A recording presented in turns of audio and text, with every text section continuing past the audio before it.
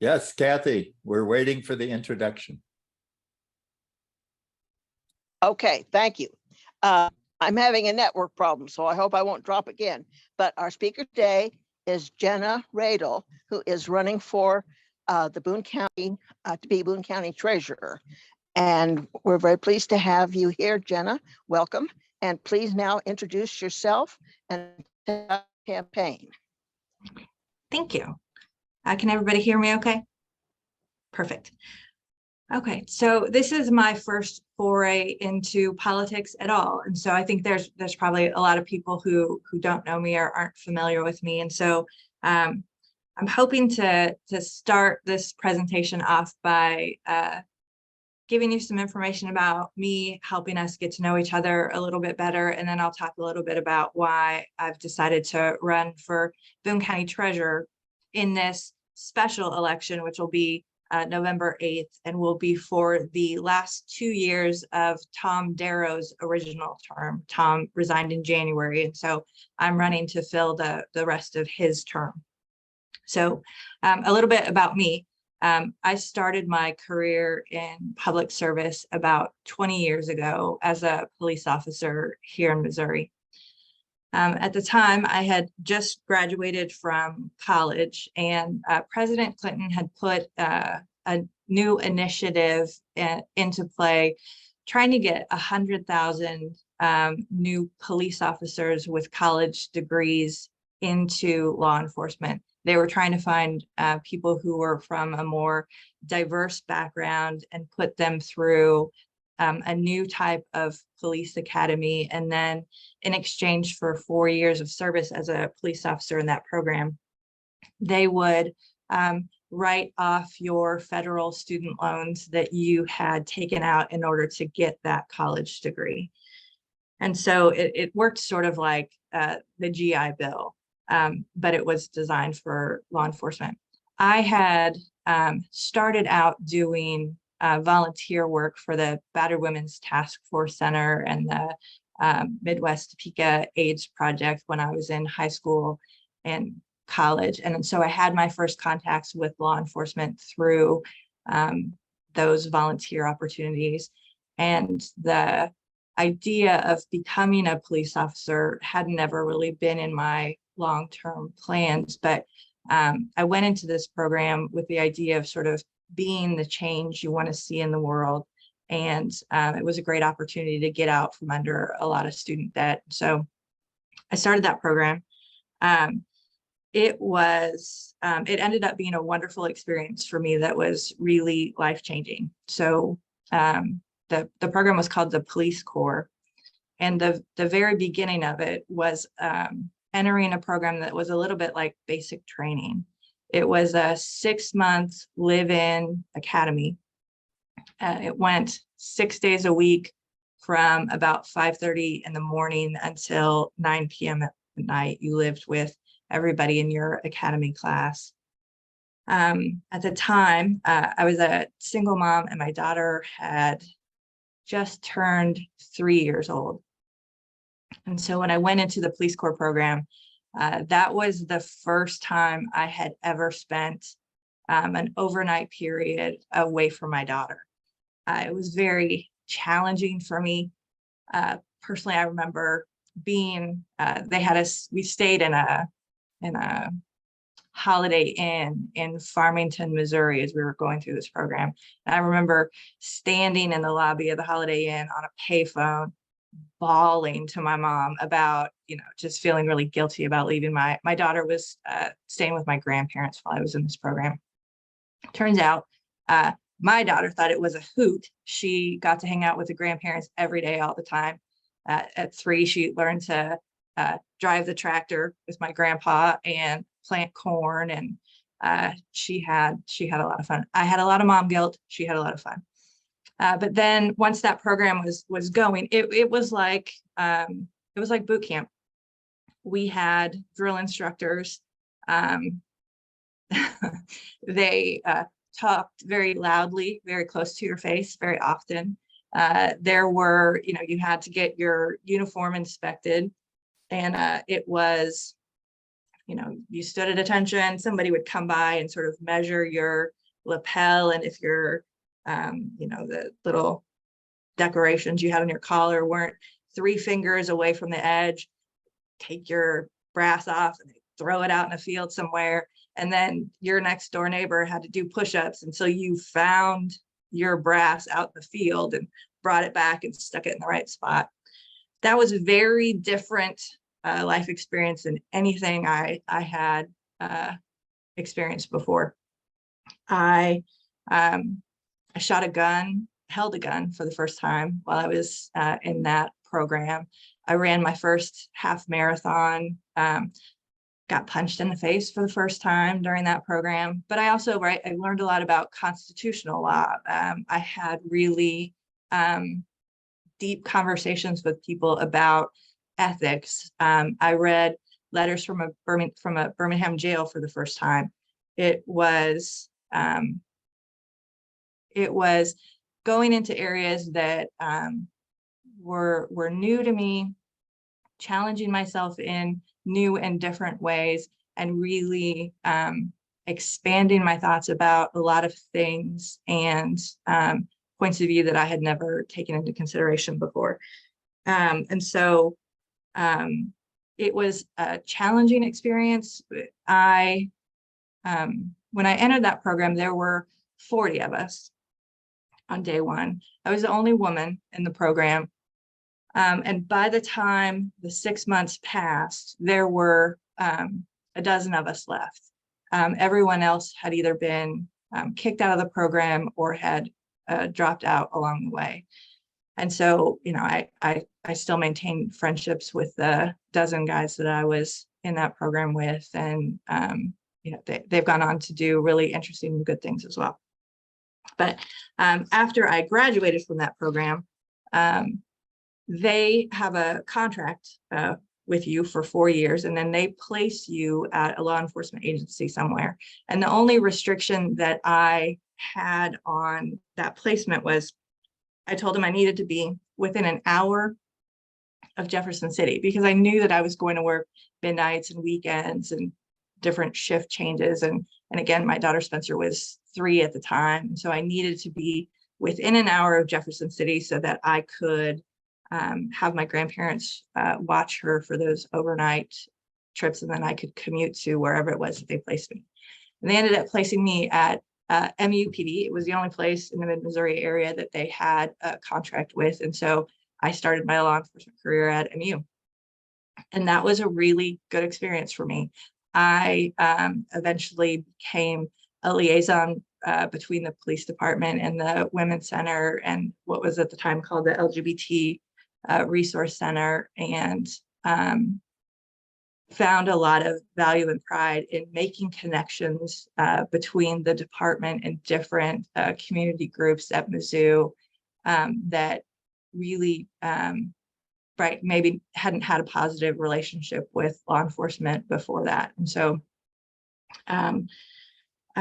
I finished out my contract term with Mizzou, I stayed there my whole 4 years. And then I applied to law school at Mizzou and got accepted. And the first year and a half that I was at Mizzou Law, I was still working full time. And Spencer was, by this time, about, I think she was in 2nd grade. And it was very busy. And law school was tough. Momming was tough. Still working was tough. And but in those kind of situations, you sort of buckle down and take care of the things that need to be taken care of. And eventually, I was continuing to work full time because I was supporting my family, but also I needed health insurance, and I needed to be able to provide health insurance for my daughter. And so after that first year and a half, I had taken some business law classes and really thought that area of the law was really interesting. And I decided that I was going to see whether or not I could also get an MBA while I was at school. And so I took the GRE, and I'm a good test taker. And so I was able to get a full ride scholarship to get my MBA at Mizzou that also came with a stipend, health insurance, and a graduate assistantship. And that really, right, that made a huge difference in our life. I was able to transition from the police department to, I ended up my graduate assistantship. I worked for judicial services at Mizzou, overseeing the peer court for conduct code violations. And so I could do that. I could study law. I could take my business school classes. And I graduated from law school with an MBA about 4.5 years after I got started. And in the summer times, I worked at the Cole County Prosecutor's Office and at the Missouri Attorney General's Office, getting really great practical experience doing, because I had been a law enforcement officer before, they were interested in, using the investigation skills that I had from that in order to help them develop some of their cases, or working with law enforcement on cases to do interviews and things like that. So it was a good experience for me, and I learned a lot. And then after I graduated, I took the bar and then started working full-time for the Missouri Attorney General's Office in the litigation division. And if anyone knows Andy Hirth, that's where Andy Hirth and I first met. We both worked in that same division. And actually, Andy and I worked on with 2 other people, ended up working on the biggest arbitration in US history. Andy was lead counsel with Peggy Whipple on that. And there were 4 attorneys altogether that worked this $120 million arbitration against Big Tobacco. The 4 of us were on one side of the room. And then on the other side of the room were at least 6 or 7 rows of white shoe attorneys from Chicago and New York and other places that were representing all of these major tobacco companies. And I was, right, I had such a great experience at that. That team was wonderful, whip smart, and so dedicated to doing good public service. The very last day of that arbitration, right, it took, I think we were there a week or a week and a half. The very last night of it, I stayed up for 24 hours straight, making photocopies and getting everybody's exhibits together, because we were a very strong, very small, industrious team working against Goliath. Like, there is not a bigger Goliath I can think of other than Big Tobacco. And so I was just so proud of them and so happy to be on that team of folks doing good work. So, but in my time at the AG's office, that's some of the major lessons that I learned, is that, right, I saw how important good leadership and good mentoring is. I developed really close bonds with everybody that I worked with. And I learned that, right, I am happiest when I am working really hard with people that I love, doing work that I think is really important. And that has sort of guided all of my career decisions since then. And right, the hours were terrible, the money was terrible, but the work was really good. And I still love that team so much. They are wonderful people, and they're still doing good work all over the place. And so then after I was at the Attorney General's office, then my next career move was to come to Boone County. And I've been the director of human resources and risk management for the county ever since. And part of the appeal to me in coming to Boone County was that it allowed me to, Boone County does a wide array of important work, right? It's road and bridge, it's the courts, the prosecutor's office, the collector's office, the reporter's office, lots of folks doing very different things collectively.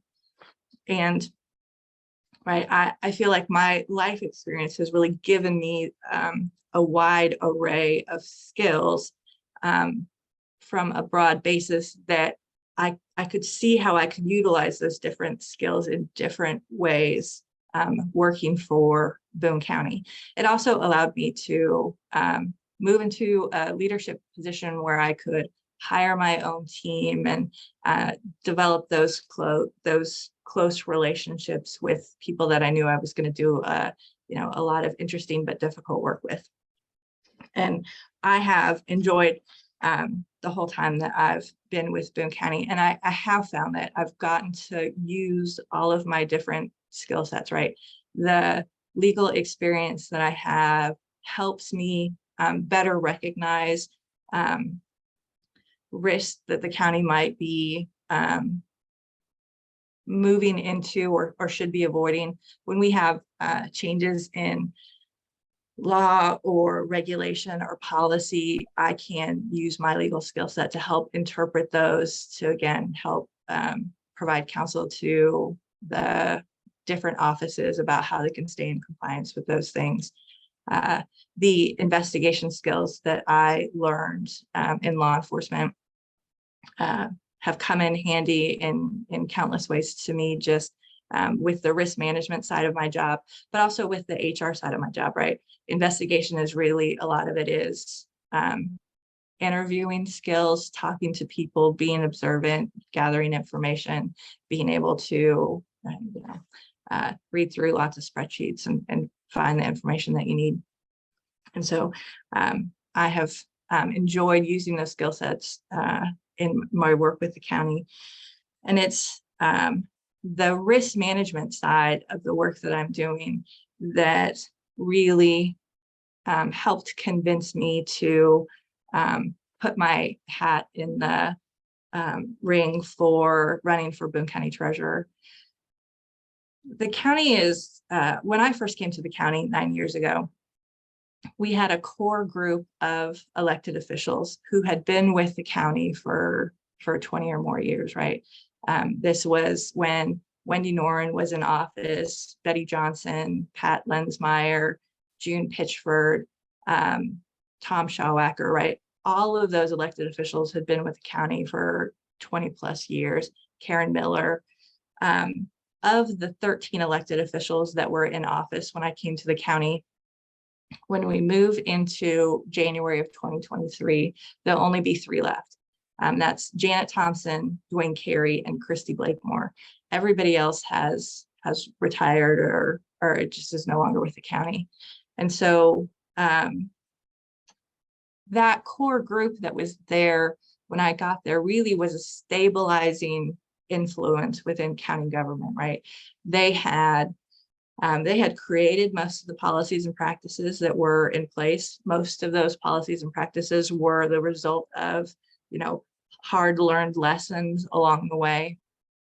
And as the institutional knowledge that those elected officials, as they've left, that institutional knowledge has just changed, right? And I think the biggest change that the county is going to experience is when June Pitchford retires at the end of 2022. If you haven't had a chance to meet June Pitchford, she is remarkable. She's brilliant. She's thorough. She's hardworking. She has been the county auditor for 35 years. And in that role, right, she is a major check and balance within our system.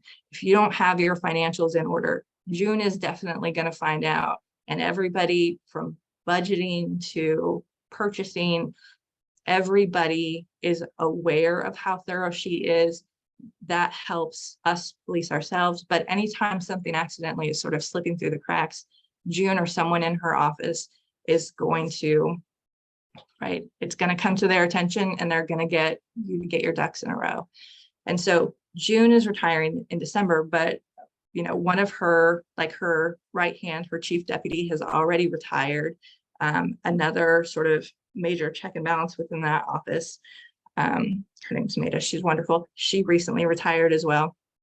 So it isn't just June leaving. It is a core part of her operation is all retiring very soon.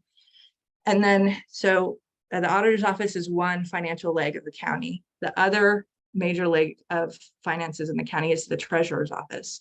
And so in the 9 years that I've been with the county, there have been 5 different either elected or appointed people running the treasurer's office in that period of time. So there's been, a fair amount of turnover. And then the newest appointment came in April of this year. And right, anytime a new person comes into any county office, I feel like it takes a solid 3 to 5 years to really learn the systems, right? To understand who everybody is, how they all interact, how our budgets work, what all the sort of numbers for these different accounts mean and what they do. And so as we were facing another transition and another new person who was appointed just until the November election, right, my risk management spidey senses were tingling all over the place, and I was looking around for, okay, well, who would be a good person to sort of get shoulder tapped to move into this office. And when I couldn't find someone else I thought would do a great job, I started looking in-house at my own operation, and I have a chief deputy in my office who is absolutely wonderful. She's been with me from day one. I know that she can take over my office and be an effective leader and proponent for employees. And that ability to have a chief deputy who is fantastic. And also, right, my last time we talked about her, I think she was 7. My then 7-year-old, now 25-year-old, has successfully launched off into the world in her own career in public service. And so I've got capacity in my office. I've got capacity in my life. I've worked closely with every office in Boone County government, and I feel like I can take on the responsibility of moving into the treasurer's office, helping to, stabilize that operation. And then this for me isn't something that I would be moving into just trying to raise my profile and then move on to some other higher office somewhere.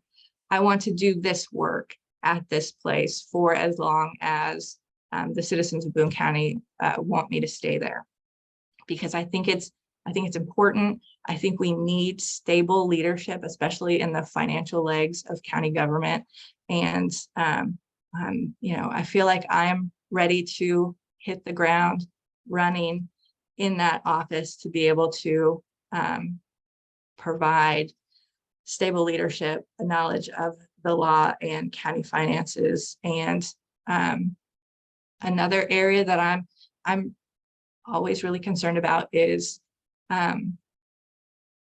if we look at some of our sister organizations, right?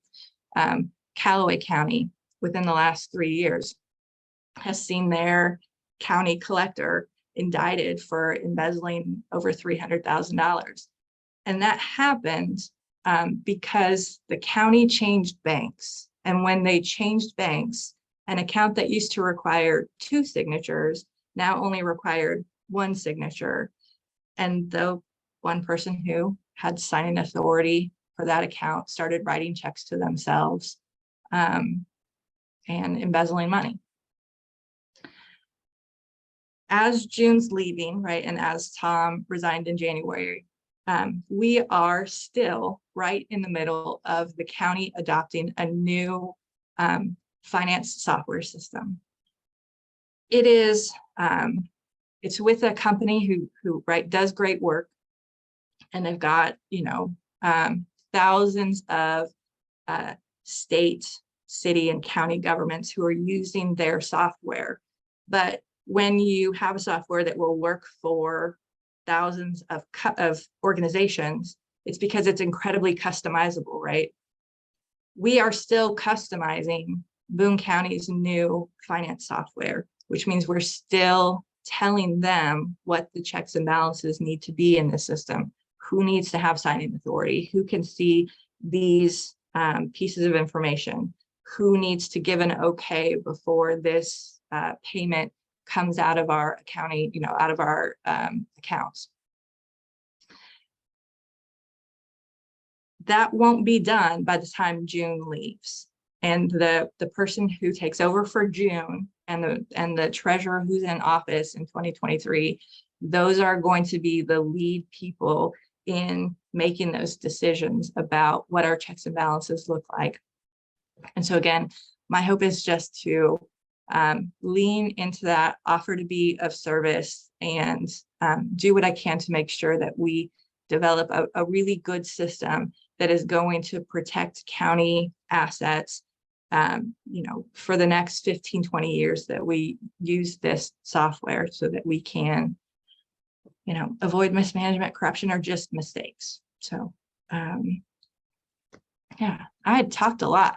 So I was worried that I would not have enough to say. And I feel like I've talked a whole lot, and I haven't given anybody an opportunity to ask any questions. So.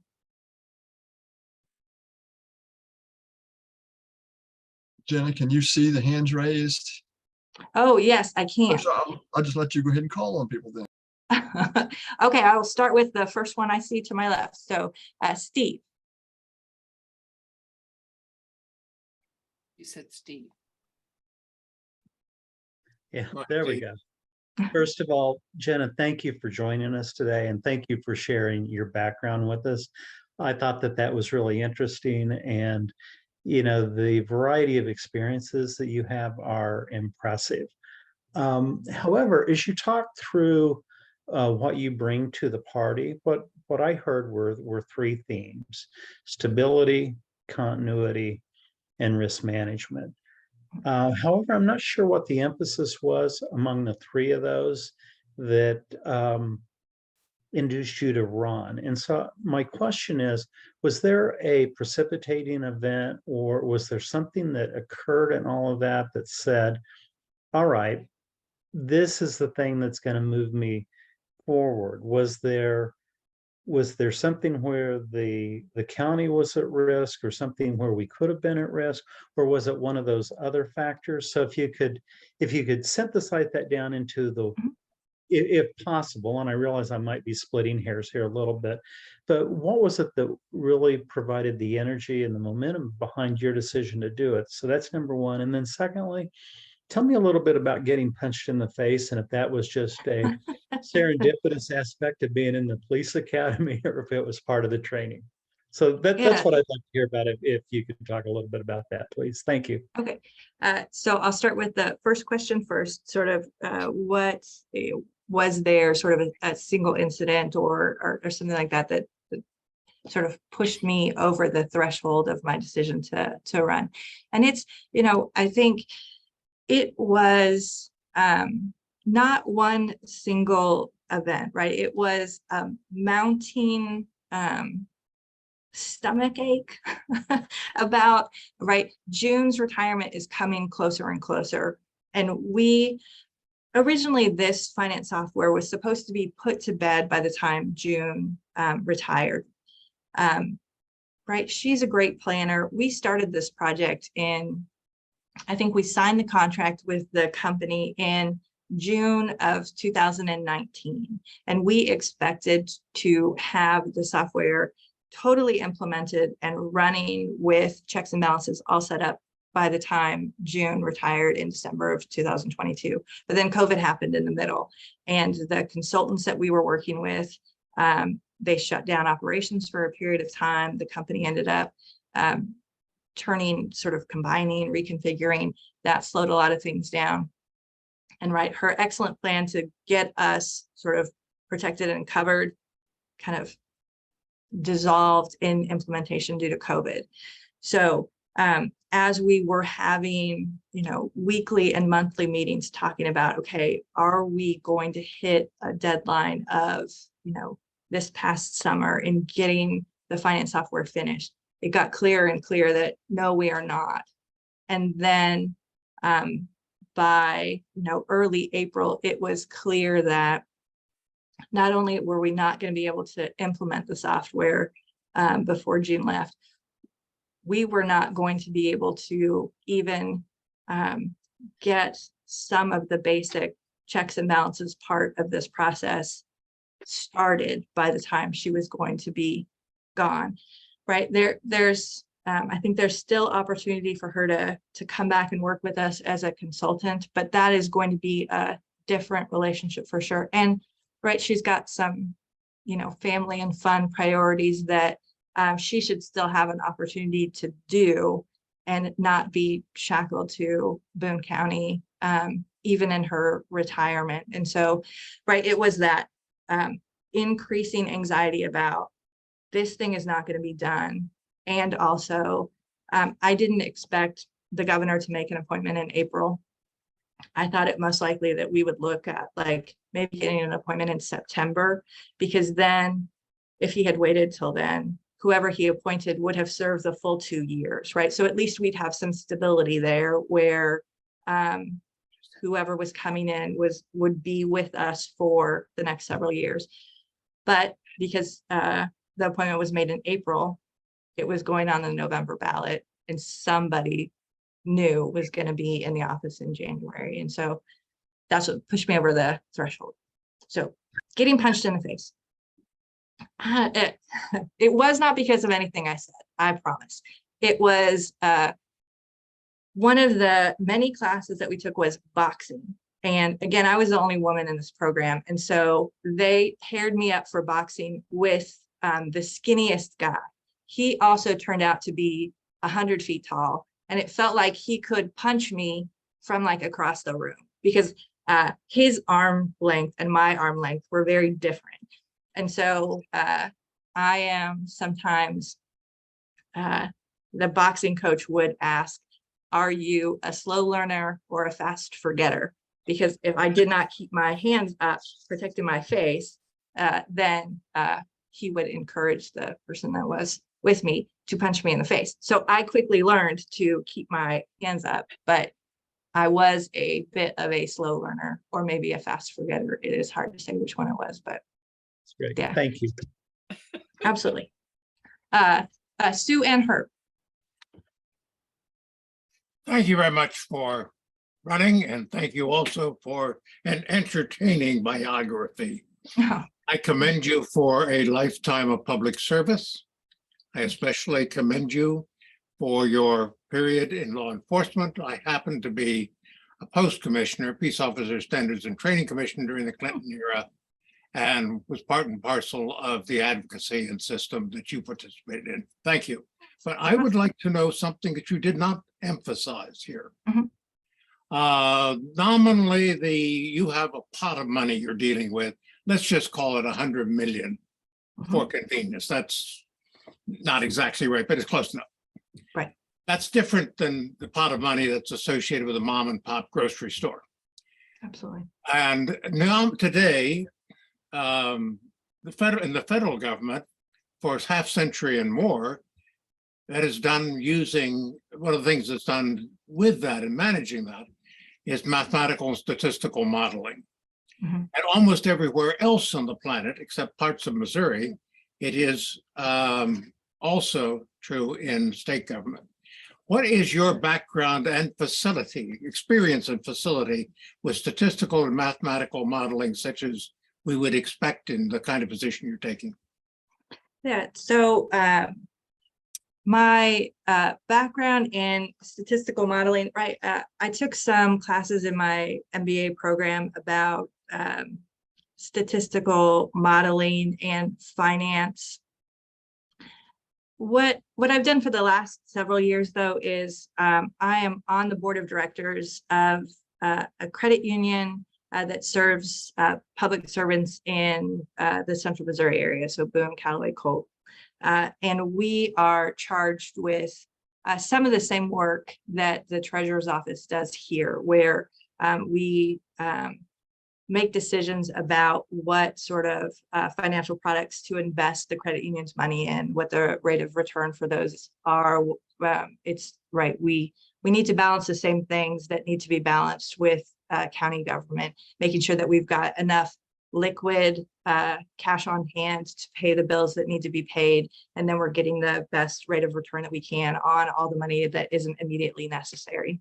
And so, yeah, for me, it is a combination of skills have been helpful in that process of sort of First of all, being able to understand the regulatory requirements of what kind of investments we are allowed to participate in, and what the restrictions are on the specific kind of entity that we are. And then from that, working with long-term projections about cash requirements and the looking at those sort of rate of return and stability of those kind of products. Right, I'm a spreadsheet nerd, and I really enjoy digging into the numbers on things. And yeah, I do a lot of sort of budget type spreadsheet work now, but additional statistical modeling outside of those things, right, it's a skill set that I probably will need to build. Yes, ma'am. My Oh, question, okay, sorry. my question is very different. And that is, I have not looked up, I should have looked up who your opponent is and how strong a candidate he is. You've given a wonderful background about your own. How concerned are you about the race? So the person that the governor appointed into that office in April was Dustin Stanton. He has the egg business out of Centralia. And so that is what his experience has been, is in running an egg operation up there. I think he is 28, somewhere around there. And I think he's started that egg business when he was in elementary school. And so that is the skill set that he brings. My concern was more about a sort of a lack of exposure to county government, to county operations, to county budgeting practices, to the dedicated funding sources that we have and the requirements that fall with that. And Well, we've been lucky enough to have a lot of very good female and Democratic people serving in state government, and appreciate your running.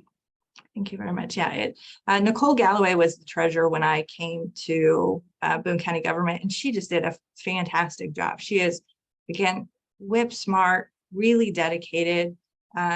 I very much enjoyed working with her, and she recently endorsed me for this campaign, and I was very happy and proud of that. That's good. Thank you.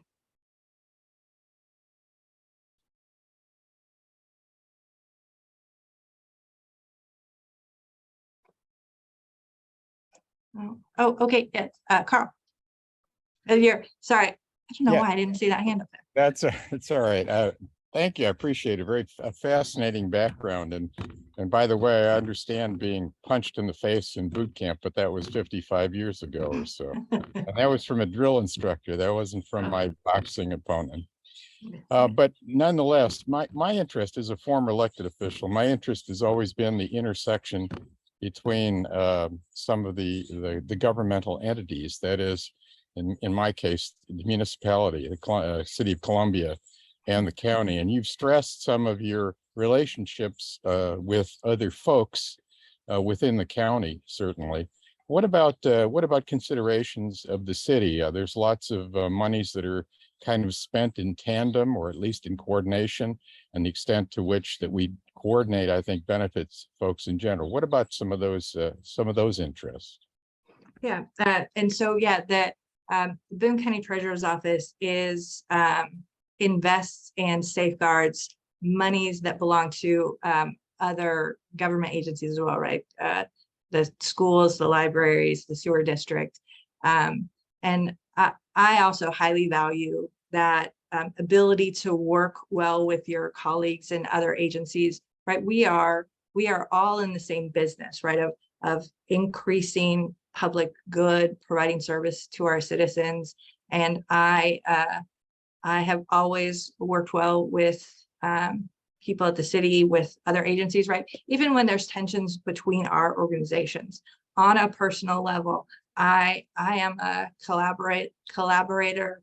I work well with other people. I will continue to make that a priority because, yeah, it is. I love public servants, right? Across the board. If you are in this business, we probably have a lot in common. I think people who stay in public service throughout their careers, it is a calling. And again, I really like working with those people. So I'm always happy to collaborate. Okay, I saw Alice's hand up next.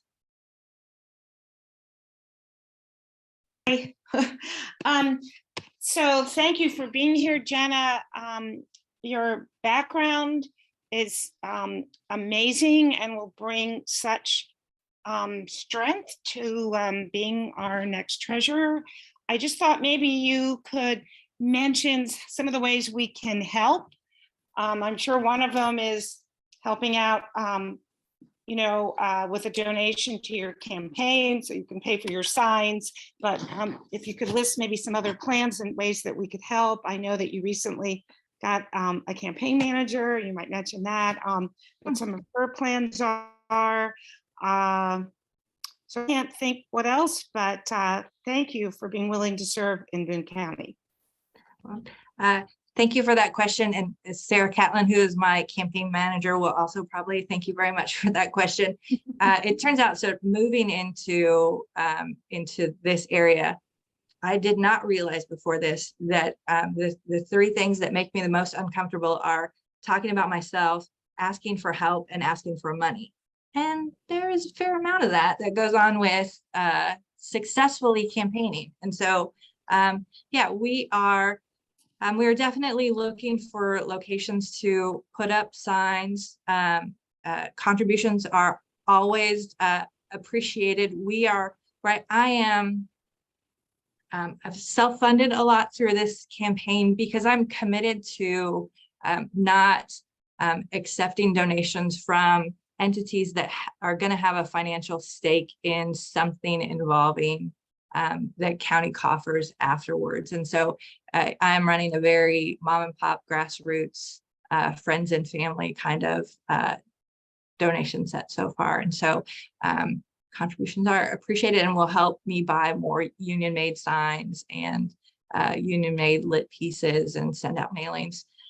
So again, Sarah is a great person to talk to if you are interested in hosting a sign. We are out door knocking regularly. I've been trying to hit the outlying areas of the county first. And so I just wrapped up Ashland last weekend, and now I'm going to be starting on the 4th and 5th ward now, and probably being mostly in Central Columbia for the rest of the time between now and the campaign, or the November 8th.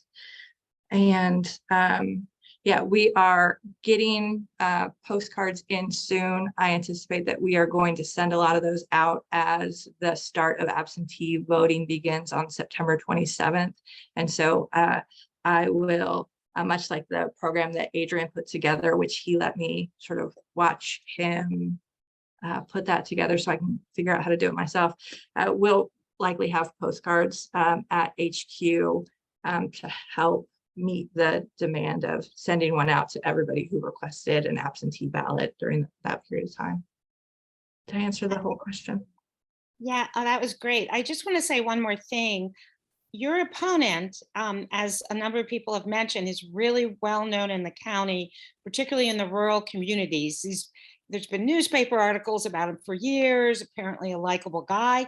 Doesn't sound to me he has much experience to be treasurer, but when I mention his name to long-term Boone Countyans, they know and they like him and they going, why is he running for treasurer?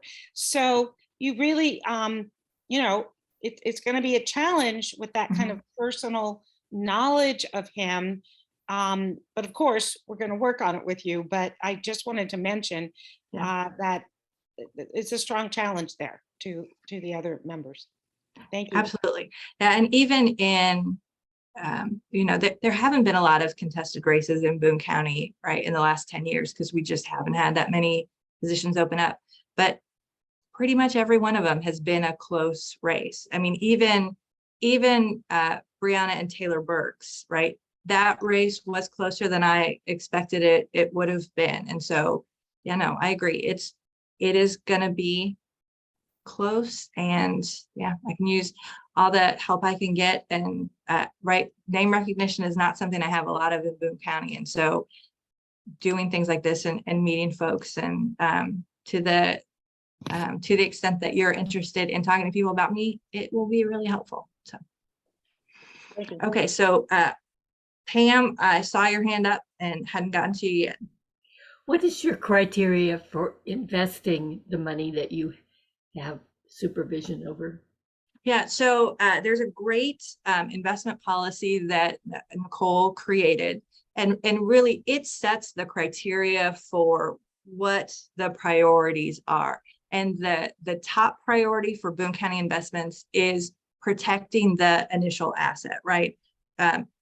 Getting the maximum rate of return is not as important as making sure that every dollar that we have stays, right? It can grow, but it is very unlikely to be lost, right? Because just about every dollar that the county receives is earmarked for something, right? It is paying for roads, it is paying for children's services, it is paying for something. And so we can't make investments with county funds into risky products and risk not having the money that we need to pay those bills when they come due. So following that policy, investing in stable government-backed and insured products, those will be my priorities. Okay, thank you. Sue and Herb? I was going to let Sue say the same thing because we have exactly the same reaction. Relying on a friends and family campaign for a countywide race nowadays is very, very risky. And I'm sure that Kathleen has told you that. What can we do to get you in a situation when you can do something more than that? Is there some way where we can raise enough money for something more? It's late, but better late than never. Yeah. Yeah, it is. And I feel like Sarah may be better positioned to answer a question like that than I am, which is definitely why I brought her on the team, because she has much more experience with fundraising and these kind of things than I have. Right. I know at the end of the day, whatever the budget is that we end up with, that is what I have to stick with. And so, right, if we aren't able to raise enough to do, enough mailings or things like that, that's the risk that we're running. Could I have one suggestion too? Yes, ma'am. Have some events where you have the press, because that if you can get some free press, that will give you some name recognition. Okay. And Herb had something. I have one other suggestion. I'm sure Sarah has built an email message list for you. I don't recall receiving anything specifically from you. Yes, we did. We did. We got a personal letter when you were still working on your own. That was about, Yeah, but and it I said can- Sarah, but an email one.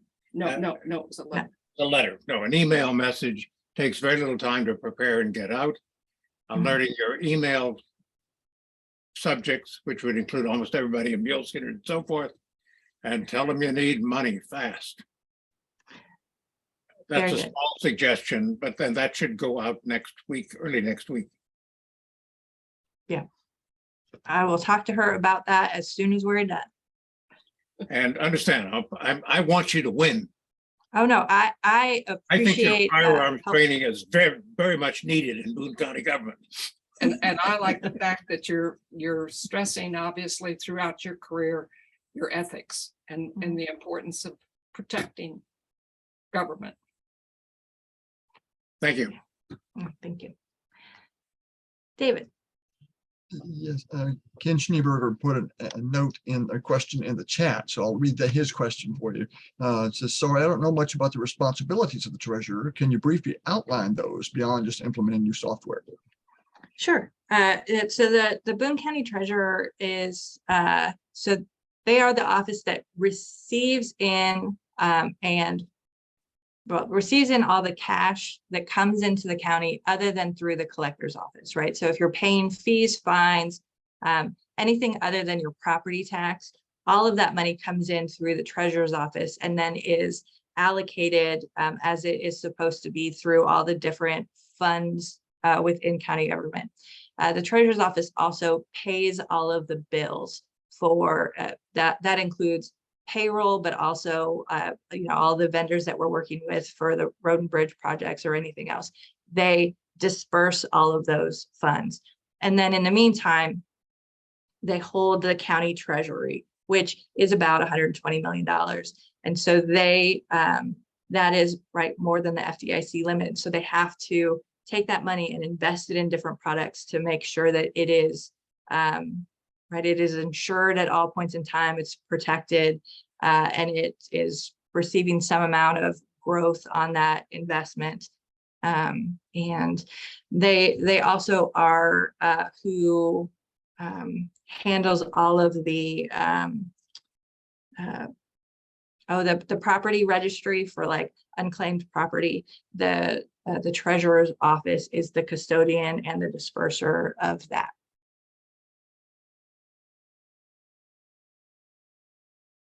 And you still have a hand up. So is there a second one? Yes, I saw another one. Alan Mary Jo asked, why are you knocking in the 4th and 5th wards rather than the 2nd and 3rd? I guess maybe he means 1st and 6th as well. I don't think we have 6 wards. Why are you targeting those particular 2 and for some reason? Because that is where my campaign manager is directing me next. So yeah, that is right. One of the many things that I learned coming into this is how what a dynamic and valuable tool Van is, and how very little I know about how to use it most effectively. And so I follow direction well, and I asked Sarah to give me good advice. Good job. All right, thank you. I think I see 1:13, so we have time maybe for one more question. Do you want to have anything else for Jenna before we close the meeting here officially? Nancy Nancy has a good suggestion that's there in the chat too. If you could read that, David. I suggest that Jenna take the tape of this meeting. It'll be out within the next 2 to 3 hours, usually by the end of the day anyway, and be sure that the media have copies of that tape. Newspapers, radio, Missouri Independent, pass it along to them, and that will help that way. Thank you, Nancy, and thank you, Kathy, for pointing that out. I was just looking at questions. Thank you for running. We are very lucky to have such a qualified candidate. Thank you. That's very nice of you to say. And thank you for being here with us today, Jenna. So look forward to seeing and hearing more from you, and congratulations. Good luck. We're behind you. Thank you very much. Thank you so much for being here.